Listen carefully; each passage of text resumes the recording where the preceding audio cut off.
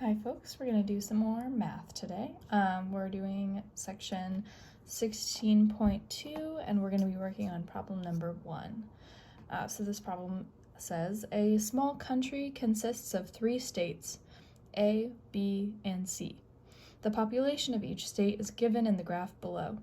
The country's legislature is to have 40 seats. Now that sounds important because it is, so let's underline it.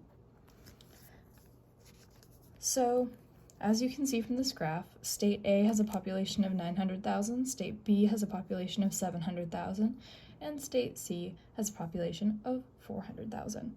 Let's add all those up and find the total for fun, and because you might need it later. If you add all of those up in your calculator, you should get a total population of 2 million in this small country. So, part A of our question asks us to express each state's population and the total population in terms of thousands. Good thing we found the total. So let's just rewrite this in terms of thousands as the question asks and as I've written on our nice little graph. So now our graph would read state A 900, state B 700, state C 400.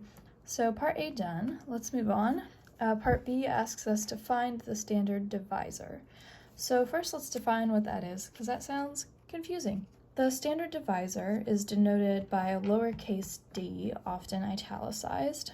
This is the ratio of the total population to the total number of seats to be allocated. D is found by dividing the total population by the total number of seats to be allocated.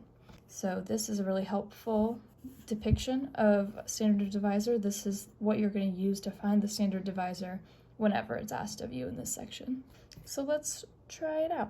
So as you can see from our graph, populations are usually referred to in the thousands in the way that this problem has asked us to display the data. So let's find the standard divisor using what we have in this graph. If you remember from the last page, the standard divisor equals the total population over the total number of seats. Now, our graph will show you the total population represented in thousands. It's going to be 2,000. And if you remember from the beginning of the question, the country's legislature is to have 40 seats, which we underlined before. So 2,000 over 40. If you put that into your calculator, you should get exactly 50. That's typical with the standard divisor or with the standard quota to round to at least 2 decimal places. So that's why I've kept the extra 2 decimals on there. So that is going to be pretty helpful in finding our next couple of pieces of information. Now, part C asks us to find the standard, lower, and upper quotas for each state, which we can then fill in on this graph. It might help to know what these things are before we go trying to find them. So, the standard quota is defined as the standard quota of a specific state is denoted by Q, typically italicized, and is the ratio of a state's population to the standard divisor. Q is found by dividing the state's population by the standard divisor. And I wrote that out so it's easy to refer back to. So this is essentially like a formula that you can use to find the standard quota for any given question. Now, the lower quota of a specific state is the standard quota of a state rounded down to the nearest whole number.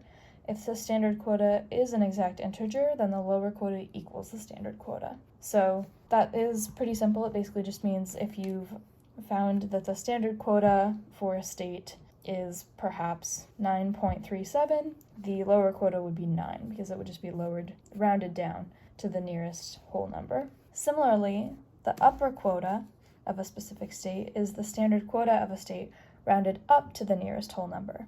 If the standard quota is an exact integer, then the upper quota equals the standard quota plus 1. So, for example, if the standard quota of a specific state was 9.37, like we said before, the upper quota would be 10 because that would just be rounded up to the nearest whole number.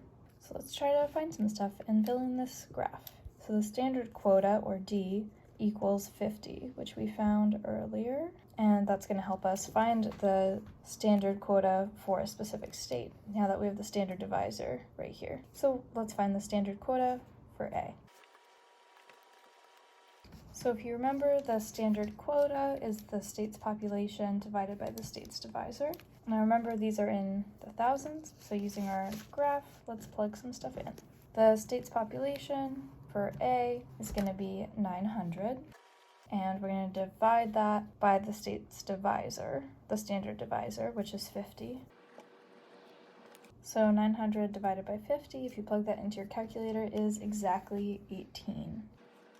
So let's put that into our graph here. And remember, these are usually rounded out to 2 decimal places, so we're just going to leave these 2 zeros here. Let's do that again for state B. So we have state's population over state's divisor. Population 700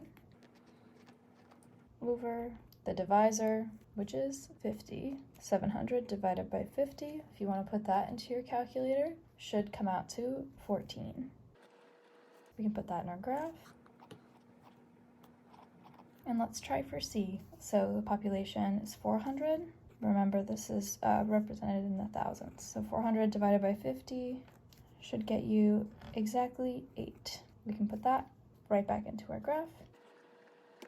And the total doesn't really apply here, so we can just kind of exit that out. So we did the standard. Check. Killed it. Let's find the lower and upper quotas for each state. So if you remember, based on the definition of the lower and upper quotas, they say in the event of the standard quota being an exact integer, which is the case in our question, then the lower quota equals the standard quota, and the upper quota is the standard quota plus 1. So let's just apply that to our numbers. So now we know our lower quota is going to be exactly 18, because in the event that the standard quota is an even integer, the lower quota equals that integer. So that means for state B, our lower quota will be 14, and for state C, our lower quota will be 8. And the total, if you just add all of those up, is 40, which makes a lot of sense because that is the total number of seats that we have. So for the upper quota, like the definition said, it's just going to equal the standard quota plus 1. So we can go down the line. 18 plus 1, 19. 14 plus 1, 15. 8 plus 1 is 9. And the total would be 43 if you just add these 3 numbers together. You can take this out to the 2 decimal places if you want to do everything properly, but truthfully, it is the same number. Okay, so we just did both the lower and the upper quotas. Bam, congratulations. And that's actually our whole question. So this is the completed graph in the context of the question.